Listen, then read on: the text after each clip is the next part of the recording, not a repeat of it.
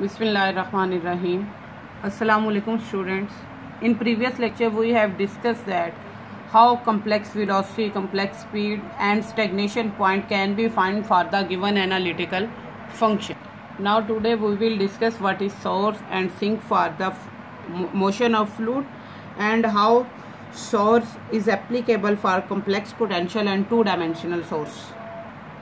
Now a source is purely abstract concept which doesn't in nature. A source is just a point at which fluid is continuously created and distributed. And sink is a negative source. Sink is opposite to the source, so it is called negative source. Thus a sink is a point of inward radial flow at which fluid is observed are annihilated continuously. If UR is the radial velocity at distance r from the source, the flux out of the circle of radius r can be defined as, that is 2 pi RUR is equal to rate of the emission. Now rate of emission is 2 pi m.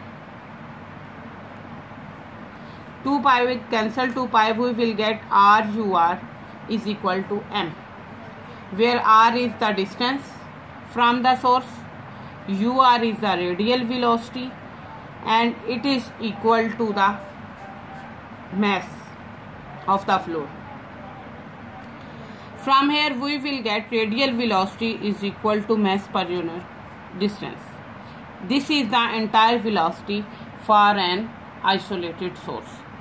Now we will discuss what is two-dimensional source and what is complex potential for a simple source. When we are talking about source and sinks, the two-dimensional source, in two-dimensional motion of a liquid consists of outward radial flow from a point symmetrically in all directions. If this is a point, then this point is a source, that fluid flow from this point outward symmetrically in all direction. The point, such point will called a source point. So two-dimensional source can be regarded as a straight axis. Now this is definition of two-dimensional source. A two-dimensional source can be regarded as a straight axis, two straight axes of unit length between two fixed planes. This is a straight axis, that is the unit length between two fixed planes. When emit fluid in manner described above. So if 2 pi m is rate of emission, circular emission of the volume per unit time, m is called strength of source, then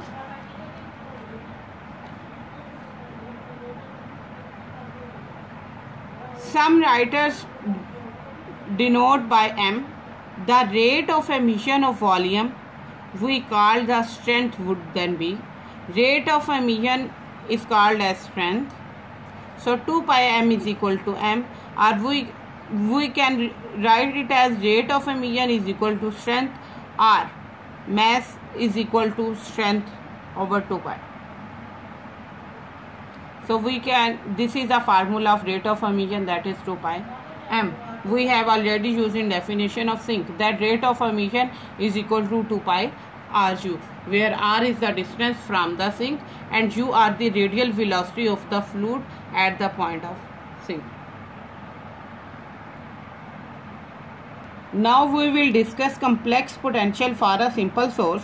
If source of strength m is placed at the origin, the velocity at that point is given by two variable r and theta is given by m over r radially.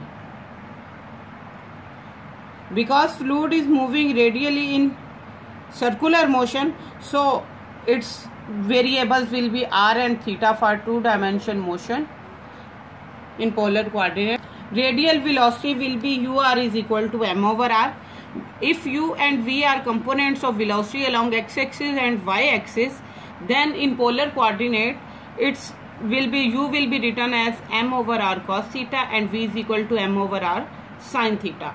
Now minus dw by dz is equal to u minus iota v. So u is m over r cos theta, v is m over r sin theta. Take m over r common from here, we will get cos theta minus iota sin theta, and cos theta minus iota sin theta, its formula is e power minus iota theta. So from here we will get minus dw by dz is equal to mr e power minus iota theta. This is the velocity, complex velocity formula. Now as we know this is complex velocity, so in polar coordinates a complex variable can be written as z is equal to r into e power iota theta, because z is written as x plus iota y. X is equal to r cos theta, y is equal to r sin theta. Taking r common, we will get cos theta plus iota sin theta, and formula of cos theta plus iota sin theta is equal to e power iota theta. So complex variable is r e power iota theta for the polar coordinate. This is for rectangular coordinate, this is for the polar coordinate. So put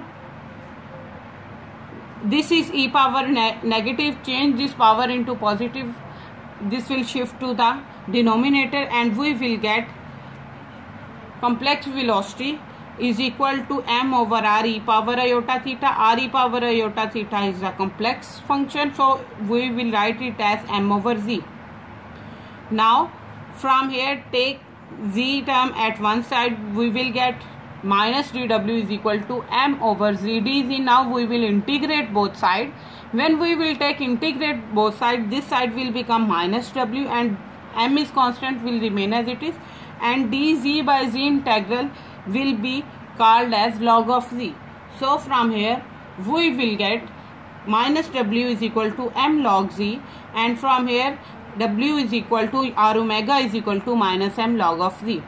This is the complex potential for a simple source at origin. At this is at origin, so here we will write it with z minus 0, because at origin its other value is 0.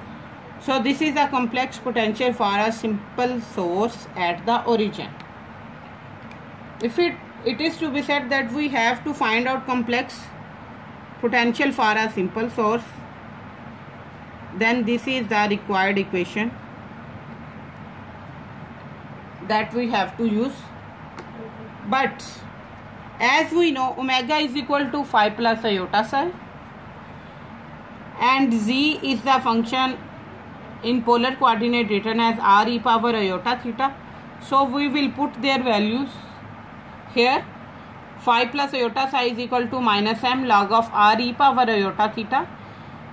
Apply log on these two values. These are in multiplication, so log property will apply, and we will get minus m log of r plus log of r iota theta, and will remain outside, and we will get phi plus iota psi is equal to minus m in log of r plus log of e power iota theta. We have applied log product property here.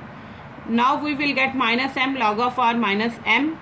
This is log e power iota theta. Log and exponential, when we will apply on each other, we will get minus m only iota theta. Here iota theta is multiplying with the m. So we have write it as a multiplication. Compare real and imaginary part. This is real part, minus m log of r, minus m theta is an imaginary part. So complex potential for a simple source, velocity potential for a simple source is given as minus m log of r, and stream function for a simple source will be given by minus m theta. Now theta is equal to tan inverse of y over x. So psi function will be minus m tan inverse of y over x. Now if source is at point z0, then complex potential, if it is not at origin, it is at a point z0, then this can be written as omega is equal to minus m log of z minus z0. So here there are two equations of complex potential. One is when complex potential source, equation of complex potential is when simple source is at origin, and this when simple source is at the point z0, not at the origin. Now the mark is as distance increases, the speed diminishes, so that at a great distance from the source, fluid is almost at rest. So this is the result that we have gained from here. Increasing the distance from the source, speed of the fluid will diminishes, and at the too much large distance from the source, fluid will be considered at the rest, or we can say it fluid motion is quiescent. Combination of sources and stream.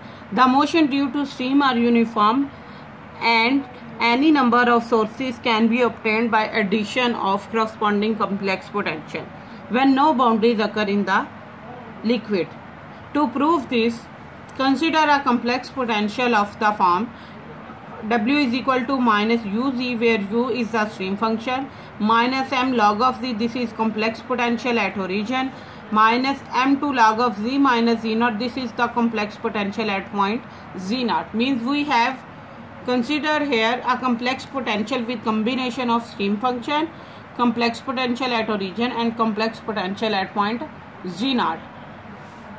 To show that this complex potential gives us uniform stream u at infinity and source of strength m1 and m2 placed at origin and z0 point. Now from equation 1, when we will differentiate this equation with respect to z to get the complex velocity, we will get dw by dz will give us minus u minus m1, derivative of log of z is 1 over z, and log of z minus z0 is 1 over z minus z0. So we will get derivative as dw by dz is equal to minus u minus m1 over z minus m2 over z minus z0. Now multiply negative sign with both sides, we will get minus d omega by dz is equal to u plus m1 over z plus m2 over z minus z0. As we know, this is equal to u minus iota v, so we will write it as u minus iota v is equal to u plus m1 over z plus m2 over z minus z0. That is here. Now when magnitude of or mod value of this complex function approaches to infinity, then m1 over z will vanish, become 0, and m2 over z minus z0 will also approaches to 0. So we will only get at mod value of z infinity, we will get u minus iota v is equal to u, because we are discussing that complex potential gives a uniform stream u at infinity and source of strength m1 m2 placed at origin and z is equal to z0 point. So from here we will get at mod value of complex variable at infinity, we will get u is equal to u minus iota v. Compare real and imaginary part. From here we will get u is equal to capital U, that is uniform stream, and v component is equal to 0. This equation represents that a uniform stream at infinity is at origin. Now near z is equal to z0 point, let us put z is equal to z0 plus r e power iota theta, where r is very small, that difference is very small from the source. This was at infinity. Now we are moving towards the source, and if distance from source is very small, then this equation u minus iota v is equal to u plus m1 over z plus m2 over z minus z naught. Put z is equal to z naught plus r e power iota theta. We will get u minus iota v plus u plus m1 over z plus r e power iota theta plus m2 over, when we will get z naught plus r e power iota theta, here z naught will cancel by z naught and we will get r e power iota theta, that is equation 2. Now we are going to show that for this equation, complex potential give a source of strength m2 at point z is equal to z naught. If we are going to find out source strength m2, then we will neglect first two terms of right hand side of equation 2, and we will get u minus iota v is equal to m2 over r e power iota theta, and this e power iota theta in numerator will become e power minus iota theta. When we will expand e power minus iota theta, we will get cos theta minus iota sin theta, that is here. Now we will separate real and imaginary part, m2 over r cos theta minus iota m2 over r sin theta. When we will compare real and imaginary part, we will get u is equal to m2 over r cos theta and v is equal to m2 over r sin theta. So from here, thus there is an isolated outward flow from z naught due to source of strength m2 at that point. Now similarly we can find out that there is a source of strength m1 at the origin, and that is a work that you have to solve by yourself